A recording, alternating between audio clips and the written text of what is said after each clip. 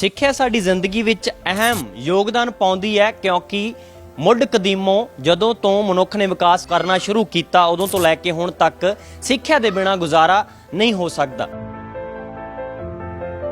ਇਸ ਨੂੰ ਚਲਾਉਣ ਦੇ ਲਈ ਜੋ ਨੌਜਵਾਨ ਮੁੰਡੇ ਪੜ੍ਹ ਲਿਖ ਕੇ ਯੂਨੀਵਰਸਿਟੀਆਂ 'ਚ ਪਾਸ ਹੋ ਕੇ ਮਜ਼ਦੂਰ ਪਰਿਵਾਰਾਂ ਦੇ ਬੱਚਿਆਂ ਨੂੰ ਪੜ੍ਹਾ ਰਹੇ ਨੇ ਔਰ ਅਸੀਂ ਇਸ ਬਾਰੇ ਹੀ ਗੱਲ ਕਰਾਂਗੇ ਔਰ ਉਸ ਲਾਇਬ੍ਰੇਰੀ ਤੱਕ ਪਹੁੰਚੇ ਹਾਂ ਅਸੀਂ। ਤੁਹਾਡੇ ਤੋਂ ਇਹੀ ਜਾਣਨਾ ਚਾਹੁੰਦਾ ਕਿ ਇਸ ਲਾਇਬ੍ਰੇਰੀ ਦੀ ਸ਼ੁਰੂਆਤ ਕਿਸ ਤਰੀਕੇ ਨਾਲ ਹੁੰਦੀ ਔਰ ਜਹਨ ਦੇ ਵਿੱਚ ਕੀ ਆਉਂਦਾ। ਉੱਥੇ ਮੇਰਾ ਭਗਤ ਸਿੰਘ ਕੇ ਵਿਚਾਰਾਂ ਨਾਲ ਵਾਸਤਾ ਪਿਆ। ਉੱਥੋਂ ਫਿਰ ਦਿਮਾਗ 'ਚ ਆਇਆ ਵੀ ਪੜ੍ਹ ਲਿਖ ਕੇ ਜਿਹੜਾ ਭਗਤ ਸਿੰਘ ਦਾ ਰਸਤਾ ਸੀਗਾ ਬਈ ਉਹ समाज में लेके जाना चाहिए। तब के 10 बाई 10 के कमरे हालात आर्थिक तौर पे ख़राब ही हैं। बाकी लगातार जिਵੇਂ महंगाई वगैरह बढ़ती जा रही तो और भी हालात ख़राब होते जा रहे हैं। ਤਾਂ ਸਾਵਨ ਤੁਸੀਂ ਕੀ ਸਮਝਿਆ ਇਸ ਲਾਇਬ੍ਰੇਰੀ ਨੂੰ, ਜਿਵੇਂ ਤੁਹਾਡੇ ਇੱਕ ਦੋਸਤ ਨੇ ਦੱਸਿਆ, ਸਾਥੀ ਨੇ ਦੱਸਿਆ ਕਿ ਕਿੰਨਾ ਮਹੱਤਵ ਹੈ ਲਾਇਬ੍ਰੇਰੀ ਦਾ। तो जो हमारे घर के जो थोड़े आर्थिक स्थिति है वो थोड़ी ख़राब चलती होती है। हम छोटे से कमरे में रहते हैं, अब उसी में अब कभी कभी तो हम पढ़ भी नहीं पाते हैं घर में, क्योंकि घर में वहाँ तड़का लग रहा होता है, यहाँ एक 2 बेड लगे हुए हैं, उतनी सी जगह में पढ़ाई हो नहीं पाती।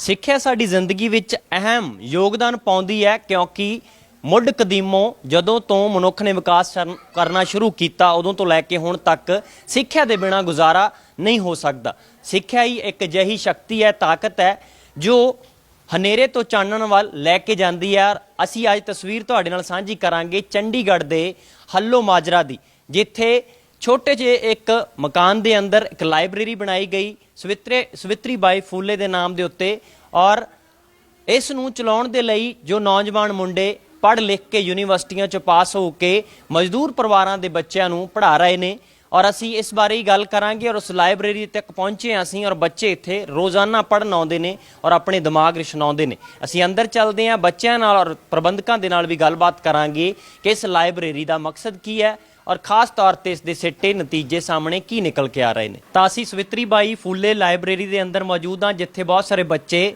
ਰੋਜ਼ਾਨਾ ਦੀ ਤਰ੍ਹਾਂ ਪੜ੍ਹਨ ਆਉਂਦੇ ਨੇ ਔਰ ਮੇਰੇ ਨਾਲ ਇਸ ਲਾਇਬ੍ਰੇਰੀ ਦੇ ਵਿੱਚ ਸੰਚਾਲਕ ਦੇ ਤੌਰ ਤੇ ਕੰਮ ਕਰ ਰਹੇ ਨੇ ਯੋਗੇਸ਼। ਉਹਨਾਂ ਤੋਂ ਜਾਣਦੇ ਹਾਂ ਕਿ ਇਹਨਾਂ ਨੇ ਸ਼ੁਰੂਆਤ ਕਿਸ ਤਰੀਕੇ ਨਾਲ ਕੀਤੀ ਔਰ ਇਸ ਲਾਇਬ੍ਰੇਰੀ ਦਾ ਹੁਣ ਤੱਕ ਕਿੰਨੇ ਬੱਚੇ ਲਾਭ ਉਠਾ ਰਹੇ ਨੇ ਔਰ ਉਠਾ ਚੁੱਕੇ ਨੇ। ਸਭ ਤੋਂ ਪਹਿਲਾਂ ਤੁਹਾਡਾ ਸਵਾਗਤ ਹੈ। सत श्री अकाल जी। ਯੋਗੇਸ਼ ਜੀ, ਮੈਂ ਤੁਹਾਡੇ ਤੋਂ ਇਹੀ ਜਾਣਨਾ ਚਾਹੁੰਦਾ ਕਿ ਇਸ ਲਾਇਬ੍ਰੇਰੀ ਦੀ ਸ਼ੁਰੂਆਤ ਕਿਸ ਤਰੀਕੇ ਨਾਲ ਹੁੰਦੀ ਔਰ ਜਹਨ ਦੇ ਵਿੱਚ ਕੀ ਆਉਂਦਾ ਔਰ ਪਿਛੋਕੜ ਤੁਸੀਂ ਆਪਣਾ ਜ਼ਰੂਰ ਦੱਸੋ ਕਿ ਕਿਵੇਂ ਸ਼ੁਰੂਆਤ ਹੋਈ। मेरा नाम योगेश है। मैं पंजाब यूनिवर्सिटी पढ़ता ਹੁੰਦਾ ਸੀਗਾ। पंजाब यूनिवर्सिटी ਉੱਥੋਂ मैंने पॉलिटिकल साइंस MA कर रखी हैगी। ਉੱਥੇ ਮੇਰਾ ਭਗਤ ਸਿੰਘ ਕੇ ਵਿਚਾਰਾਂ ਨਾਲ ਵਾਸਤਾ ਪਿਆ। ਉੱਥੋਂ ਫਿਰ ਦਿਮਾਗ 'ਚ ਆਇਆ ਵੀ ਪੜ੍ਹ ਲਿਖ ਕੇ ਜਿਹੜਾ ਭਗਤ ਸਿੰਘ ਦਾ ਰਸਤਾ ਸੀਗਾ ਬਈ ਉਹ ਸਮਾਜ में लेके जाना चाहिए। ਉੱਥੋਂ ਫਿਰ ਆਪਾਂ ਨੂੰ ਜਿਹੜੇ ਮੇਰੇ ਨਾਲ ਪੜ੍ਹਦੇ ਮੁੰਡੇ ਸਾਥੀ ਮਿਲੇ ਸੀ, ਉਹਨਾਂ ਨੇ ਜਥੇਬੰਦੀ का महत्व ਸਮਝਾ ਵੀ ਇਕੱਠੇ ਹੋ ਕੇ ਹੀ ਆਪਾਂ ਸਮਾਜ के लिए कुछ कर सकते हैं। ਉੱਥੋਂ फिर ਅਸੀਂ पढ़ लिख के इतने नौजवान भारत सभा के नाम से हल्लू माजरा चंडीगढ़ में काम स्टार्ट यहाँ पे शुरुआत की थी जी। यहाँ 2018 जनवरी में स्टार्ट की थी असी। वहाँ से फिर धीरे धीरे कारवा बढ़ता गया। यहाँ पे पीछे रविदास मंदिर है, वहाँ पर शुरुआत करी थी शुरुआत में। तो वहाँ 2-2.5 साल लगातार पढ़ाई लिखाई हुई। फिर मंदिर में कुछ जिवें हद सी पढ़ाई लिखाई कि 2 घंटे तो ज़्यादा जी असी समय नहीं बिता सकते सी। तो ये लाइब्रेरी बनाने का साढ़े प्रोजेक्ट के अंदर ही सीगा। जड़ी नौजवान भारत सभा बनी हुई थी, जो उसके पूरा जो संविधान लिखा गया उनके अनुसार ही जी आप लाइब्रेरी बना के खिलाना, जो बच्चों का खेल कूद का सारी व्यवस्था चालू करना सीगा जी। फिर आप इसनू शुरुआत कर करके जड़े इत्थे दे हल्लू माजरा दे ही निवासी हैं जी सुखजीत, उन्होंने अपने को सहयोग में एक कमरा दिया जी। उसके बाद फिर ये लाइब्रेरी के लिए घर घर जाके सहयोग जुटाया जी। सहयोग से ही फिर ये लाइब्रेरी पिछले साल 13 फरवरी ਨੂੰ इसका उद्घाटन मतलब कि शुरुआत कर दी गई। उसके बाद से जिवें बच्चे तो साडे नाल पहले भी सीगे, जिवें 25 ਤੋਂ 30 ਮੁੰਡੇ ਕੁੜੀਆਂ लगातार आते जाते ਸੀਗੇ। जब तो लाइब्रेरी बनी है फिर और ज़्यादा मुंडे कुड़ियाँ जुड़ गए। जिवें सुबह वाले टाइम ਜਿਹੜੇ छोटे बच्चे होंगे पहली तो 5वीं क्लास वाले सुबह वाले टाइम वो पढ़ने के लिए भी आते हैं, नाल ਜਿਹੜੇ बड़े नौजवान कॉलेज में पढ़ने लिखने वाले हैं। अब तुसीं पीछे देख ही सकते हो लिटरेचर रखा है वो पढ़ने के लिए आते हैं। ਇੱਥੇ ਅਸੀਂ ਦੇਖ ਰਹੇ ਹਾਂ ਲਾਇਬ੍ਰੇਰੀ ਦਾ ਹਿੱਸਾ ਸਾਹਿਤ ਵੀ ਜਿੱਥੇ ਬਣਿਆ ਹੈ ਤੇ ਔਰ ਸਕੂਲੀ ਕਿਤਾਬਾਂ ਵੀ ਨੇ ਇੱਥੇ ਰੱਖੀਆਂ ਗਈਆਂ। ਇਹ ਸਾਰਾ ਪ੍ਰਬੰਧ ਤੁਸੀਂ ਆਪਣੇ ਪੱਧਰ ਦੇ ਉੱਤੇ ਕੀਤਾ ਜਾਂ ਤੁਹਾਨੂੰ ਹੋਰ ਵੀ ਕਿਸੇ ਸੰਸਥਾ ਦਾ ਸਹਿਯੋਗ ਮਿਲਿਆ? ਇਹ ਸੰਸਥਾ ਦਾ ਕਿਸੇ ਦਾ ਸਹਿਯੋਗ ਨਹੀਂ ਮਿਲਿਆ, ਹੱਲੂ ਮਾਜਰਾ ਦੇ ਲੋਕਾਂ ਦਾ ਸਹਿਯੋਗ ਮਿਲਿਆ ਜੀ। ਲੋਕਾਂ ਤੋਂ ਘਰ ਘਰ ਤੋਂ ਜਾ ਕੇ ਜਿਵੇਂ ਸਹਿਯੋਗ ਜੁਟਾਇਆ ਗਿਆ किसी ने टेबल कुर्सी का सहयोग करा है, ऐसे कर करके ये सारा सहयोग मिल पाया है जी। बाकी किसी बाहर तो किसी संस्था ने, किसी सरकारी ने वो कहीं तो नहीं मिला जी। ਤਾਂ ਤੁਸੀਂ ਇੱਕ ਵਿਦਿਆਰਥੀ ਨੌਜਵਾਨ ਹੋਣ ਦੇ ਨਾਤੇ ਵੀ ਔਰ ਇੱਕ ਅਧਿਆਪਕ ਹੋਣ ਦੇ ਨਾਤੇ ਵੀ ਇਹਨਾਂ ਲਾਇਬ੍ਰੇਰੀਆਂ ਦਾ ਮਹੱਤਵ ਕੀ ਸਮਝਦੇ ਹੋ? ਇੱਕ ਸਰਕਾਰੀ ਪੱਧਰ ਦੇ ਉੱਤੇ ਜੋ ਸਕੂਲੀ ਸਿਸਟਮ ਹੈ, ਸਕੂਲਾਂ ਦਾ ਪ੍ਰਬੰਧ ਹੈ ਉਹ ਚੱਲ ਰਿਹਾ, ਦੂਜੇ ਪਾਸੇ ਇਸ ਤਰ੍ਹਾਂ ਦੇ ਉਪਰਾਲੇ ਕਰਨ ਦੀ ਹਾਲੇ ਵੀ ਲੋੜ ਪੈ ਰਹੀ ਹੈ, ਹਾਲਾਂਕਿ 70 ਸਾਲ ਤੋਂ ਵੱਧ ਦਾ ਸਮਾਂ ਹੋ ਗਿਆ ਦੇਸ਼ ਦੀ ਆਜ਼ਾਦੀ ਨੂੰ ਔਰ ਉਸ ਨੂੰ ਸੈਲੀਬ੍ਰੇਟ ਤਾਂ ਕੀਤਾ ਜਾਂਦਾ ਹੈ, ਪਰ ਫਿਰ ਵੀ ਅਜਿਹੇ ਉਪਰਾਲੇ ਅੱਜ ਵੀ ਕਰਨ ਦੀ ਲੋੜ ਕਿਉਂ ਮਹਿਸੂਸ ਹੁੰਦੀ ਹੈ? ਤੁਸੀਂ ਬੜੀ ਚੰਗਾ ਸਵਾਲ ਕੀਤਾ ਜੀ। ਇੱਥੇ ਜਿਵੇਂ ਹੱਲੂ ਮਾਜਰੇ 'ਚ ਸਰਕਾਰੀ ਸਕੂਲ ਹੈਗਾ, ਪੂਰੇ ਚੰਡੀਗੜ੍ਹ 'ਚ ਜਿਵੇਂ ਇਕੱਲਾ ਐਸਾ ਸਰਕਾਰੀ ਸਕੂਲ ਹੈ ਜਿਸ ਕੋਲ ਪ੍ਰੇਅਰ ਗਰਾਊਂਡ ਨਹੀਂ ਹੈ, ਪਲੇ ਗਰਾਊਂਡ नहीं ਹੈਗਾ। तो ਇਹਨਾਂ ਕੋਲ ਲਾਇਬ੍ਰੇਰੀ ਹੈ। जब अपने ਕੋਲ ਮੁੰਡੇ ਇੱਥੇ पढ़ने लिखने के लिए आने लगे, पहले लाइब्रेरी का नाम भी नहीं सुना सीगा। इनके स्कूल में 10-15 साल से बने हुई है, किताबों के ऊपर धूल लगे होंगे है। इत्थे आके इन्हों भी लाइब्रेरी का महत्व समझाया, क्योंकि असी पंजाब यूनिवर्सिटी पढ़ते हुए देखा कि लाइब्रेरी का कितना महत्व है। जो चंगा समाज बनाना है तो पढ़ना लिखना बहुत जरूरी जी। जी स्कूली शिक्षा है, उसके अलावा भी जोड़े अपने शहीद हुए हैं, क्योंकि स्कूलों के अंदर ये सारी पढ़ाई पूरी तरीके करवा नहीं पाते जी। समाज विज्ञान की पढ़ाई है जी। हूँ करतार सिंह सराभा बारे ज़्यादातर लोगों को नहीं पता होंगे जी। 16 साल की उम्र में जड़ा देश के एक हस्ते हस्ते फांसी चढ़ गया सी, जिस विचार सी उसके, वो उन चीज़ों के बारे में बिल्कुल नहीं पता होंदा सीगा।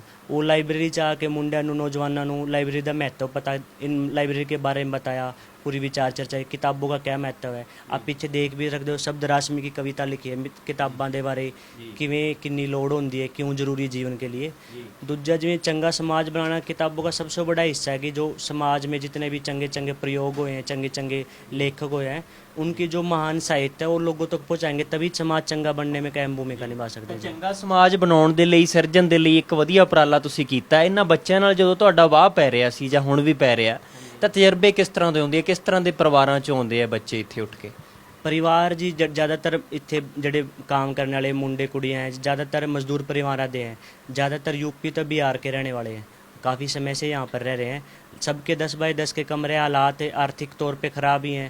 बाकी लगातार जिਵੇਂ महंगाई वगैरह बढ़ती जा रही, तो और भी हालात ख़राब होते जा रहे हैं। एक तो स्कूलों के हालात हैं, इस करके ही ट्यूशन पढ़ाना पड़ रहा है। जब स्कूलों के हालात ही अच्छे होते तो ट्यूशन वगैरह की ज़रूरत नहीं पड़ती। अब ये ज़्यादातर बच्चे जो ट्यूशन और महंगे अफोर्ड नहीं कर सकते, इनके लिए जा नहीं सकते। जो ट्यूशन की फ़ीस एक बच्चे की 500-600 रुपये लगती है। घर में 2-3 बच्चों के तो पापा की तनख्वाह 8 से 9 हज़ार रुपये है। इनको ये दिखते बहुत ज़्यादा आते हैं इन चीज़ों के ऊपर है। बाकी फिर यहाँ आके इनको माहौल जिमें इत्थों बंदे भेजने पड़ते हैं, भाई हुण समा हो गया अपना, इत्थे आके घुल मिल बहुत ज़्यादा गए इन चीज़ों के लिए, क्योंकि आप किसी को पीटते नहीं। जिमें शिक्षा एक समझाने के जरिए उन पढ़ाना लिखाना जितने क्रिएटिव तरीके तो बताया जा सकता है, उस तो समझाते हैं जी। जिमें कोई भी चीज़ होती है, जिमें प्रोजेक्टर है अपने को सहयोग में, वो भी साथियों ने दिया हुआ है। प्रोजेक्टर के जरिए स्लाइड बना के जितना सौखे तरीके तो आप चीज़ों को समझा सकते हैं, वो समझाते हैं जी। तब जाके मतलब बच्चों का तो अपना जुड़ाव बढ़िया जुड़ा हुआ है जी।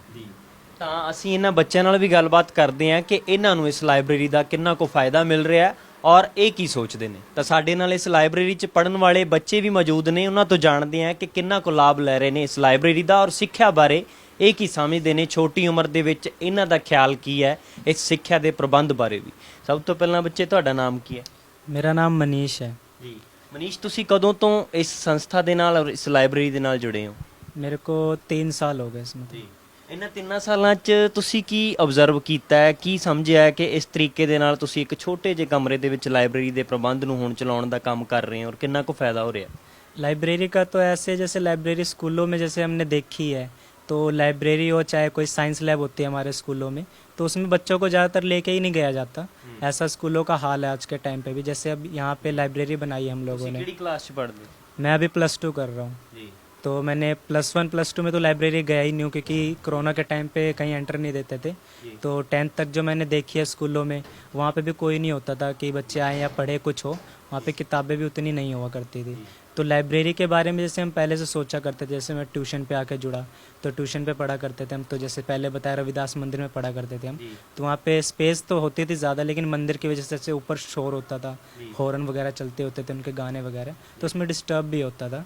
तो पढ़ाई का तो यूँ है कि एक जज्बा होता था कि समाज बदलने के लिए होता है किसी का, एक होता है कि शिक्षा लेनी है, कि कोई स्कूल पास करनी है, एक वो होती थी। लेकिन उसके साथ साथ जो है सामाजिक जो मुद्दे होते हैं हमारे, समाज को कैसे समझा जाए, है ना, वो सब बुराइयों को कैसे ख़त्म किया जाए, ये सारी चीज़ों को जानने के लिए लाइब्रेरी एक बहुत बढ़िया चीज़ है, जो चीज़ हमने पहचान ली थी इस चीज़ को। उसके करके ये सारी लाइब्रेरी हमने जो बनाई है, ये लोगों के सहयोग से ही बनाई है। अब यहाँ पे जो बच्चे आते हैं उनको जैसे बताया भी कि ज़बरदस्ती घर भेजना पड़ता है, तो लाइब्रेरी का महत्व यहीं से पता लगता है कितना यहाँ पे बच्चे आके घुल मिल रहे हैं, है ना, पढ़ रहे हैं किताबों को।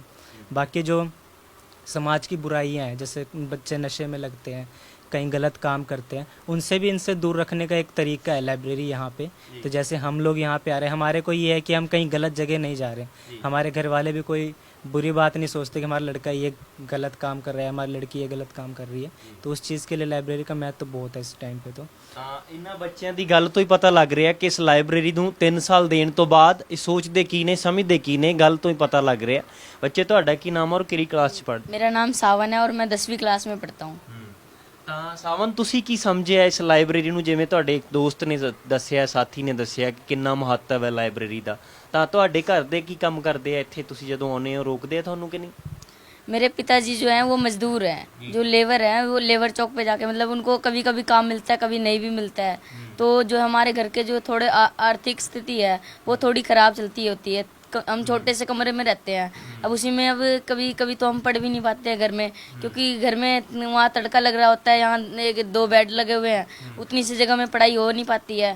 तो हम यहाँ पर लाइब्रेरी में आके पढ़ते हैं। हमारे घर वाले तो मतलब कि उन्हें पता होता है कि हम यहाँ पर आते हैं, हम यहाँ पर मतलब यहाँ पर कई बार राजनीतिक काम भी करते हैं, उनकी जानकारी भी होती है, और कई बार यहाँ छोटे छोटे पैम्फलेट वगैरह भी पढ़ते हैं, तो उनकी भी थोड़ी मोड़ी बहुत जानकारी होती है हमें। ਲਾਇਬ੍ਰੇਰੀ 'ਚ ਆ ਕੇ ਸ਼ਹੀਦ ਆਜ਼ਮ ਭਗਤ ਸਿੰਘ ਦੀਆਂ ਫੋਟੋਆਂ ਨੇ, ਕਰਤਾਰ ਸਿੰਘ ਸਰਾਭਾ ਦੀਆਂ, ਸਵਿਤਰੀ ਬਾਈ ਫੂਲੇ ਦੀਆਂ, ਤਾਂ ਇਹਨਾਂ ਸਾਰੀਆਂ ਤਸਵੀਰਾਂ ਤੋਂ ਇਹਨਾਂ ਸ਼ਖਸੀਅਤਾਂ ਬਾਰੇ ਕੀ ਹੁਣ ਤੱਕ ਪੜ੍ਹਿਆ ਤੁਸੀਂ? ਕੀ ਜਾਣਦੇ ਹੋ ਕਿ ਕੀ ਕੀਤਾ ਇਹਨਾਂ ਨੇ?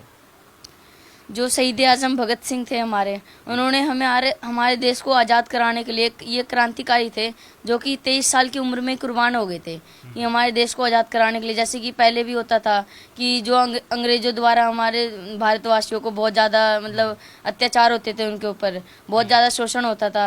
फिर उसके बाद इन्होंने अपने शहीदों के सपनों का समाज बनाने के लिए कुर्बानी दी।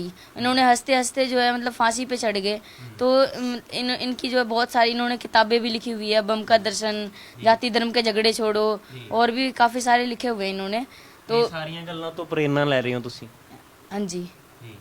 ਤਾਂ ਇਹਨਾਂ ਬੱਚਿਆਂ ਦੀਆਂ ਗੱਲਾਂ ਤੋਂ ਔਰ ਸਮਝ ਤੋਂ ਪਤਾ ਲੱਗਦਾ ਹੈ ਕਿ ਲਾਇਬ੍ਰੇਰੀ ਦਾ ਕਿੰਨਾ ਮਹੱਤਵ ਹੈ, ਔਰ ਇਸ ਛੋਟੇ ਜਿਹੇ ਉਪਰਾਲੇ ਨੂੰ ਬਹੁਤ ਵੱਡਾ ਕਰਕੇ ਦੇਖਣਾ ਇਸ ਕਰਕੇ ਵੀ ਲਾਜ਼ਮੀ ਹੈ, ਜ਼ਰੂਰੀ ਹੈ, ਕਿਉਂਕਿ ਸਿੱਖਿਆ ਅਸੀਂ ਜਿਵੇਂ ਸ਼ੁਰੂਆਤ ਦੇ ਵਿੱਚ ਦੱਸਿਆ ਕਿ ਬਹੁਤ ਲਾਜ਼ਮੀ ਔਰ ਮਹੱਤਵਪੂਰਨ ਹੈ, ਔਰ ਜ਼ਿੰਦਗੀ ਦੇ ਵਿੱਚ ਕਿਵੇਂ ਸ਼ਖਸੀਅਤ ਨੂੰ ਪੂਰੀ ਦੀ ਤਰ੍ਹਾਂ ਚੇਂਜ ਕਰ ਦਿੱਤਾ ਜਾਂਦਾ। ਤੇ ਇਸ ਲਾਇਬ੍ਰੇਰੀ ਦਾ ਮਹੱਤਵ ਬਹੁਤ ਜ਼ਿਆਦਾ ਹੈ। ਜੇ ਇਸੇ ਤਰੀਕੇ ਦੇ ਨਾਲ ਹਰ ਗਲੀ, ਹਰ ਮੁਹੱਲੇ, ਹਰ ਪਿੰਡ ਸ਼ਹਿਰ ਦੇ ਵਿੱਚ ਲਾਇਬ੍ਰੇਰੀਆਂ ਹੋਣਗੀਆਂ ਤਾਂ ਸਮਾਜ ਨੂੰ ਹੋਰ ਸੋਹਣਾ ਬਣਾਇਆ ਜਾ ਸਕਦਾ। ਹੋਰ ਵੀ ਬੱਚੇ ਇੱਥੇ ਪੜ੍ਹ ਰਹੇ ਨੇ। ਬੱਚੇ, ਤੁਹਾਡਾ ਕੀ ਨਾਮ ਹੈ?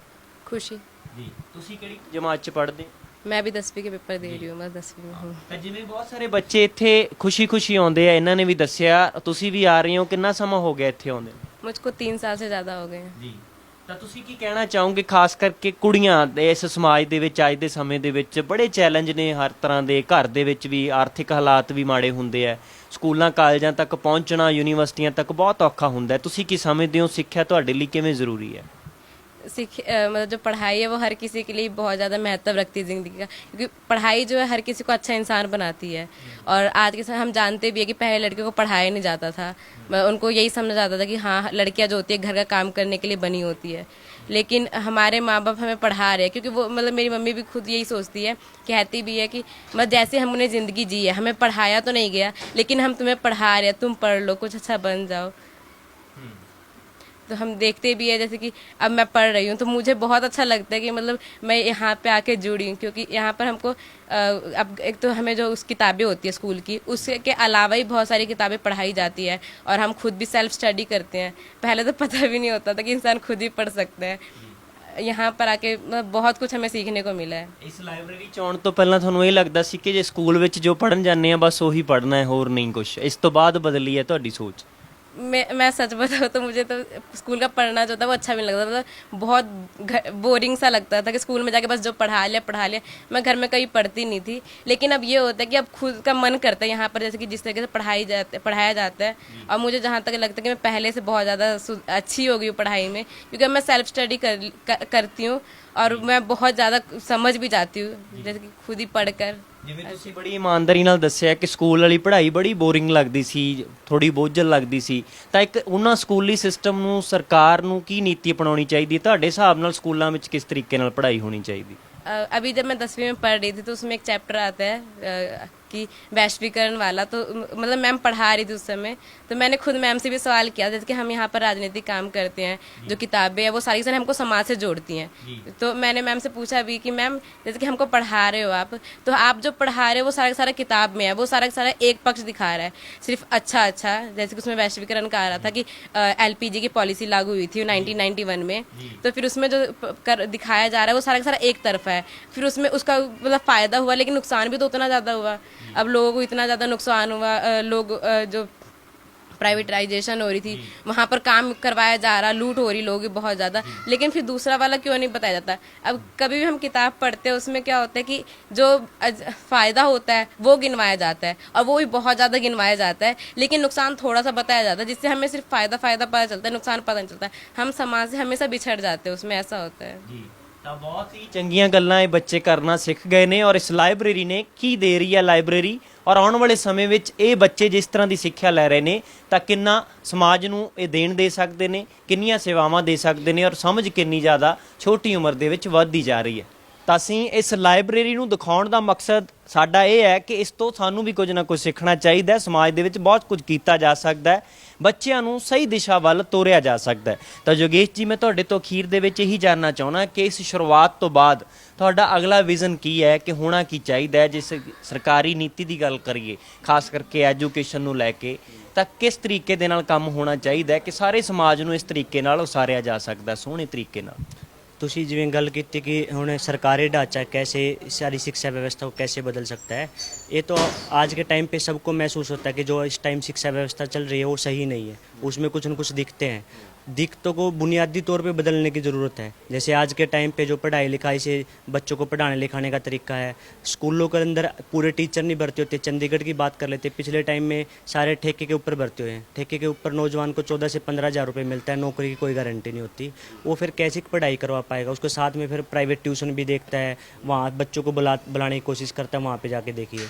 बाकी सरकार भी नहीं चाहती कि नौजवान मजदूरों के बच्चे पढ़े लिखे, उसका मकसद है कि बस लाइन में लगने के लिए ही वो चालू करवा रही आम लोगों को। अब यहाँ से ज़्यादातर बच्चे पढ़ लिख जाते हैं, आप जाके कभी सर्वे करने का मौका मिले, यहाँ से कितने बच्चे कॉलेज तक जा पाते हैं। जब इनसे मैंने बातचीत हो रही थी बच्चों से भी, कॉलेज की फ़ीस जाके आप कम से कम मिनिमम BA करोगे, BA के लिए भी साल की आपके 30-40 हज़ार रुपये लग जाएंगे, जो कापी किताब का खर्चा सारा का सारा। तो इनको देख के हैरानी थी, मैंने कुछ बात नहीं करी कि मम्मी पापा की तनख्वाह 8 से 9 हज़ार रुपये है, 30 हज़ार रुपये तो 3-4 महीने खाना पीना बंद करना पड़ेगा, और इनको दिक्कत कुछ न कुछ आए रहते, क्योंकि मजदूर बस्तियों के हालात है, बीमारी कुछ न कुछ आया ही रहता है, तो बंदे को तंगी रही जाती है इन चीज़ों के लिए। इन चीज़ों के लिए इनको जीना गुजर बसर करना बहुत मुश्किल है। इसका रास्ता एक ही है, जो भगत सराबे और भी बता गए सीगे, जो लगातार जिन चीज़ों के प्रति जागरूक होकर लगातार बोलने की, इन चीज़ों के प्रति बदलने की, समझाने की ज़रूरत है जी, ज़रूरत है। जिमें इकट्ठे होने के बगैर कुछ नहीं बन सकता। सरकारों को भी जो एक तो प्राइवेट स्कूल बंद कर देने चाहिए, सिर्फ सरकारी स्कूल होने चाहिए, तो सबके लिए मुफ्त तो लाजमी शिक्षा होनी चाहिए। कि आज के टाइम पे भेदभाव, एक तो सेक्टर में पढ़ने वाले बच्चे हैं जिनके भी नौकर बंदा काम करने के लिए जा रहा है, स्कूलों देख कॉन्वेंट वर्ग 45 सेक्टर में जैसे स्कूल हैं, उन स्कूलों की पढ़ाई और सरकारी स्कूल में पढ़ने वाले बच्चे जैसे इनके हालात है, स्कूल देखोगे तो आप वो मुकाबला कभी भी नहीं कर पाएंगे। इसलिए ज़रूरी जो इनके बीच में जो गैप है, उस गैप को बदल दिया जाए। और पढ़ाई के लिए सबसे ज़रूरी चीज़ होती है आसपास का माहौल। अब देखिए यहाँ पे शुरुआत करी है, वैसे जितनी शुरुआत करी चंगी हैगी, लेकिन कुल मिला के जी और आप लाइब्रेरी यूनिवर्सिटी से तुम भी पढ़े लिखे होगे, उत्थे लाइब्रेरियाँ चलती है, कैसा माहौल होता है, उस चीज़ के अभी उसके लेवल के बराबर नहीं पहुँच पाए। साड़ी कोशिश हैगी आने वाले समय में जिन्हें भी आस पास दे रही हैं लोगों नाल मिल के लाइब्रेरी नूं भी बड़े करिए, तो और जो आस पास के लोगों को दिक्कत आती, क्योंकि मुंडे को नौजवानों को इतने खेलने कूदने के लिए पार्क नहीं है, चीज़ें नहीं है, तो नशे की ओर बढ़ देंगे। जब लोगों को जो पढ़ने लिखने के लिए चीज़ें होंगी, दुनिया ਨੂੰ ਜਾਣेंगे, तो ਚੰਗੇ ਸਮਾਜ के लिए ਚੰਗਾ ਮਨੁੱਖ ਵੀ ਬਣ ਪਾएंगे, ਚੰਗਾ ਮਨੁੱਖ ਬਣ ਕੇ ਚੰਗਾ ਸਮਾਜ ਬਣਾ ਸਕਦੇ ਹੋ। ਮੇਰਾ ਕਿਸੇ ਨਾਲ ਜੁੜਿਆ ਹੋਰ ਸਵਾਲ ਹੈ ਕਿ ਸਿੱਖਿਆ ਨੂੰ ਲੈ ਕੇ ਤੁਸੀਂ ਇਹ ਚੰਗਾ ਉਪਰਾਲਾ ਕਰ ਰਹੇ ਹੋ, ਇੱਕ ਨੌਜਵਾਨ ਦੇ ਅਤੇ ਹੋਣ ਦੇ, ਤੁਸੀਂ ਪਾਸ ਆਊਟ ਹੋਣ ਤੋਂ ਬਾਅਦ ਇੱਕ ਆਸ ਹੁੰਦੀ ਹੈ ਕਿ ਰੁਜ਼ਗਾਰ ਮਿਲੇਗਾ, ਤਾਂ ਤੁਸੀਂ ਇੱਕ ਲਾਇਬ੍ਰੇਰੀ ਨੂੰ ਚਲਾਉਣ ਦੇ ਨਾਲ ਨਾਲ ਆਪਣੇ ਪ੍ਰਬੰਧ ਨੂੰ, ਆਪਣੇ ਪਰਿਵਾਰ ਨੂੰ ਜਾਂ ਆਪਣੇ ਆਪ ਨੂੰ ਚਲਾਉਣ ਦੇ ਲਈ ਕਿਤੇ ਰੁਜ਼ਗਾਰ ਮਿਲ ਪਾਇਆ ਤੁਹਾਨੂੰ, ਜਾਂ ਫਿਰ ਹਾਲੇ ਬੇਰੁਜ਼ਗਾਰ ਦਾ ਹੀ? मैं जी जिवें पढ़ाई नाल जुड़दे जुड़दे जिवें भगत सिंह दे विचारां नाल प्रेरित होया, ਫਿਰ ਮੈਂ ਆਪਣੇ ਮਾਂ-ਬਾਪ ਨਾਲ ਜਾ ਕੇ ਗੱਲ ਕੀਤੀ ਕਿ ਮੈਂ ਅੱਗੇ ਸਾਰੀ ਜ਼ਿੰਦਗੀ ਇਸ ਕੰਮ ਨੂੰ ਹੀ ਦੇਣਾ ਚਾਹੁੰਦਾ ਹੈਗਾ। तो जब माता नाल पिता नाल गल की तो स्टार्टिंग में तो उनको थोड़ी दिक्कत हुई, फिर उनको समझा दे कि मैं नशा पता नहीं करता, कोई गलत काम नहीं करता है, एक चंगे काम के लिए अपना समा दे रहा। तो फिर वो इस चीज़ के लिए हंसते हंसते जिवें मम्मी पापा इस काम के लिए भाई तुम बढ़ चढ़ कर काम करो, इस चीज़ के लिए चंगे काम के लिए भागीदारी कर रहे हो। फिर मैं फुल टाइम इत्थे ही काम करदा तो इत्थे कोई भी जिवें साडी जथेबंदी च काम करने च कोई भी तनख्वाहदार मुलाजिम नहीं हैगा। जिवें हुण खाना पीना हैगा, जिवें हुण खाना पीना आगे तो आगे रह जाता, जेडे बच्चे इन्ना प्यार करते हैं खाना पीना नाल इन चीज़ों का ध्यान नाल ही रख देंगे। जिन्ना भी जेड़ा काम है सारा समाज नाल मिल के सहयोग नाल मिल के ही कर पाते। बहुत शुक्रिया और साडियां शुभ कामनावां ने कि तुसीं जो समाज दे सुपना देख रहे हो तुहाडा पूरा हो। धन्यवाद जी। ਟਾਈਸਨ ਸਾਡੇ ਨਾਲ ਯੋਗੇਸ਼ ਔਰ ਸਵਿਤਰੀ ਬਾਈ ਫੂਲੇ ਇਸ ਲਾਇਬ੍ਰੇਰੀ ਵਿੱਚ ਆਉਣ ਦਾ ਸਾਡਾ ਮਕਸਦ ਸੀ ਕਿ ਇਸ ਕਹਾਣੀ ਨੂੰ ਪੇਸ਼ ਕੀਤਾ ਜਾਵੇ ਔਰ ਸਰਕਾਰ ਵੀ ਸਮਝੇ ਕਿ ਆਖਰਕਾਰ ਜੇਕਰ ਸੱਚੀ ਨੀਅਤ ਹੈ, ਸੁੱਚੀ ਨੀਅਤ ਹੈ ਤਾਂ ਸਕੂਲਾਂ ਦੇ ਔਰ ਸਿੱਖਿਆ ਦੇ ਪ੍ਰਬੰਧ ਕਿਸ ਤਰੀਕੇ ਦੇ ਹੋਣੇ ਚਾਹੀਦੇ ਨੇ। ਤੇ ਇਸ ਲਾਇਬ੍ਰੇਰੀ ਦੀ ਇੱਕ ਬਹੁਤ ਵੱਡੀ ਦੇਣ ਹੈ ਔਰ ਆਉਣ ਵਾਲੇ ਸਮੇਂ ਦੇ ਵਿੱਚ ਇਸ ਦੇ ਸਿੱਟੇ, ਇਸ ਦੇ ਨਤੀਜੇ ਸਾਹਮਣੇ ਹੋਣਗੇ। ਫਿਲਹਾਲ ਇਸ ਰਿਪੋਰਟ ਵਿੱਚ ਇੰਨਾ ਹੀ। ਮੈਨੂੰ ਦਿਓ ਆਗਿਆ, ਧੰਨਵਾਦ। ਸਾਥੀ ਕੈਮਰਾਮੈਨ ਕਮਲ ਦੇ ਨਾਲ ਸੰਦੀਪ ਲਾਦੂਕਾ, ਦ ਸਮਰ ਨਿਊਜ਼, ਚੰਡੀਗੜ੍ਹ।